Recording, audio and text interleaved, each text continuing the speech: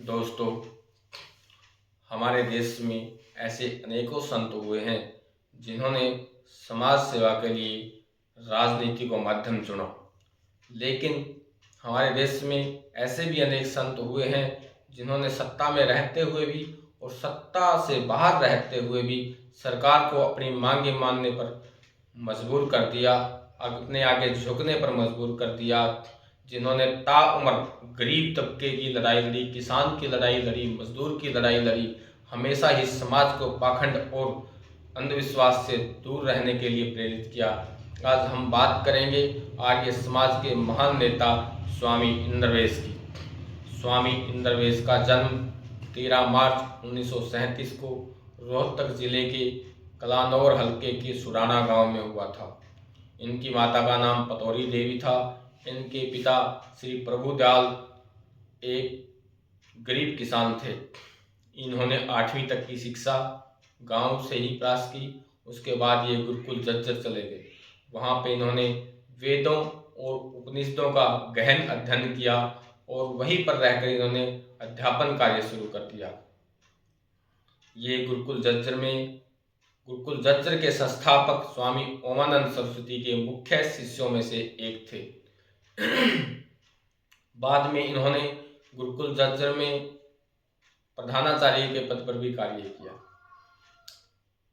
जब ये गुरुकुल जज्जर में पढ़ा रहे थे तो इनसे मिलने के लिए आए कलकत्ता में कानून के प्रवक्ता प्रोफेसर श्याम राव जिनका जन्म आंध्र प्रदेश में हुआ था और कलकत्ता हाई कोर्ट में वकील भी रह चुके थे और कानून के प्रवक्ता भी थे।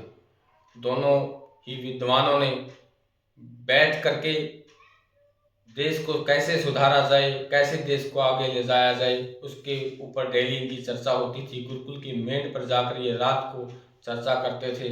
बाद में इन्होंने देश को सुधारने के लिए, समाज को आगे ले जाने के लिए, आर्य समाज में नई जान फूंकने के लिए संन्यास लेने का निर्णय ले लिया। 1967 में इन्होंने सर्वदेशिक आर्य योग परिषद का गठन किया और गांव-गांव में जाकर चरित्र निर्माण शिविर लगाए। इनके शिविरों से प्रभावित होकर अनेकों युवाओं ने नशा छोड़ने का निर्णय लिया और कुश्ती, कबड्डी, वॉलीबॉल, गोला फेंक अनेकों खेलों में राष्ट्रीय अंतर्राष्ट्रीय स्तर पर अपनी पहचान बनाई। अनेकों युवाओं ने सारी उम्र दहेज ना लेना और अनेकों बुराइयां छोड़ने का निर्णय लिया। 1968 में इन्होंने राजधर्म नामक पत्रिका की शुरुआत की, जो देश में पाखंड के विरुद्ध आवाज उठाता था। देश में उस समय जो ज्वलंत समस्याएं मुंह बाएं खड़ी थी उनके खिलाफ आवाज उठाता था। 1969 में इन्होंने चंडीगढ़ हरियाणा को दिलवाने के लिए लंबे समय तक भूख हड़ताल की और उसके बाद इनको जेल में भी रखा गया। जेल से छूटने के बाद इन्होंने संन्यास लेने का निर्णय ले लिया और रोहतक के दयानंद मठ में हरिद्वार के ब्रह्म मुनि ने इन दोनों को संन्यास की दीक्षा दिलवाई। ये स्वामी इंद्रवेश जी, जो जिनका बचपन का नाम इंद्र सिंह था, उसके बाद ब्रह्मचारी इंद्रदेव मेधार्थी बने, उसके बाद ये बने स्वामी इंद्रवेश और प्रोफेसर श्यामराव बने स्वामी अग्निवेश। दोनों सन्यासियों ने अपना पूरा जीवन समाज को देने का फैसला कर लिया। 1970 में इन्होंने संन्यास लेने के बाद आर्य सभा नामक एक राजनीतिक दल बनाया। 1972 में चुनाव लड़ा, उसमें 2 सीटें इनकी आई और 1973 में इन्होंने किसानों के गेहूं के भाव बढ़वाने के लिए 18 दिन की भूख हड़ताल की और सरकार को इनके आगे झुकना पड़ा और गेहूं का समर्थन मूल्य 76 रुपये से बढ़कर 105 हुआ, जो आज तक के इतिहास में सबसे बड़ी बढ़ोतरी है। परसेंटेज के हिसाब से इतनी बढ़ोतरी आज तक कभी भी नहीं हुई। अध्यापक आंदोलन का भी इन्होंने नेतृत्व किया और सरकार को अपनी मांगे मंजूर करने के लिए मजबूर कर दिया। 1975 में देश की तत्कालीन प्रधानमंत्री श्रीमती इंदिरा गांधी ने लोकतंत्र का गला घोंट दिया। बिहार के गांधीवादी नेता लोकनायक जयप्रकाश नारायण जी इसके खिलाफ आंदोलन कर रहे थे, तो उन्होंने हर प्रदेश में इसके खिलाफ एक संघर्ष समिति बनाई। हरियाणा में भी एक संघर्ष समिति बनी। उस संघर्ष समिति की सदस्य थे चौधरी देवीलाल, जो बाद में देश के पूर्व उप प्रधानमंत्री बने। मनीराम बागड़ी और मंगल सेन, धर्म सिंह राठी, बलवंत राय तायल, स्वामी अग्निवेश जी, अनेकों बड़े बड़े नेता, पंडित श्री राम शर्मा, जितने भी बड़े बड़े नेता थे इस संघर्ष समिति के सदस्य थे। चौधरी देवीलाल जो उस समय 61 साल की उम्र थी, देश के उप प्रधानमंत्री भी बने और प्रधानमंत्री भी बन सकते थे, वो इस समिति के सदस्य थे। लेकिन लोकनायक जयप्रकाश ने 38 साल के युवा सन्यासी स्वामी इंद्रवेश को संघर्ष समिति का चेयरमैन चुना। ये उनके लिए एक बहुत बड़ी जीत थी।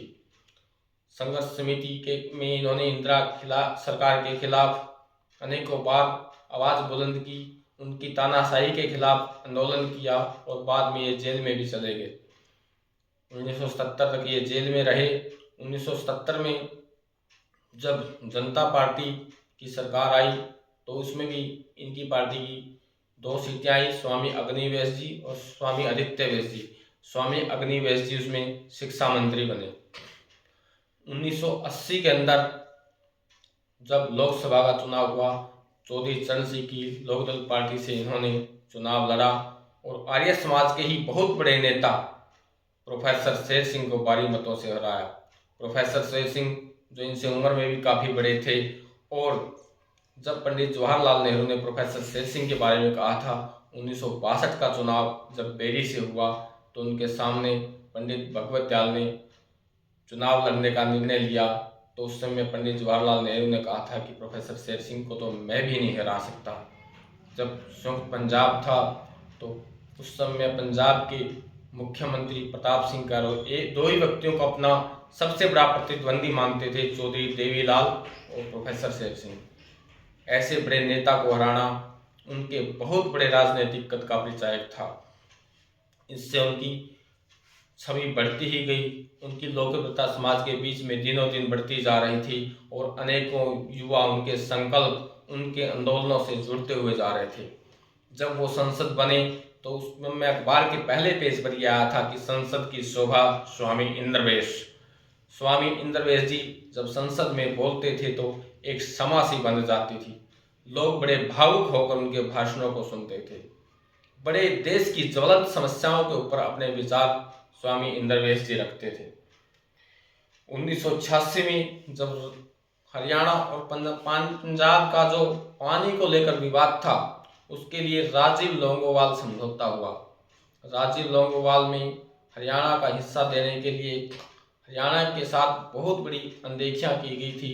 उसके खिलाफ स्वामी इंद्रवेश जी ने लंबी भूख हड़ताल की।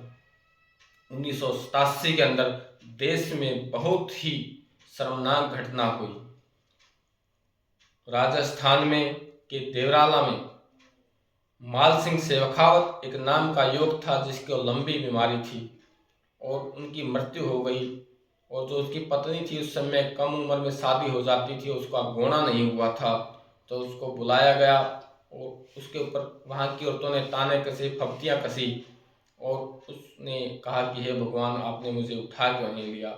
तो उसको जिंदा ही उसकी चिता के साथ जला दिया गया। उसके खिलाफ कोई भी धार्मिक संगठन आवाज़ उठाने को तैयार नहीं था।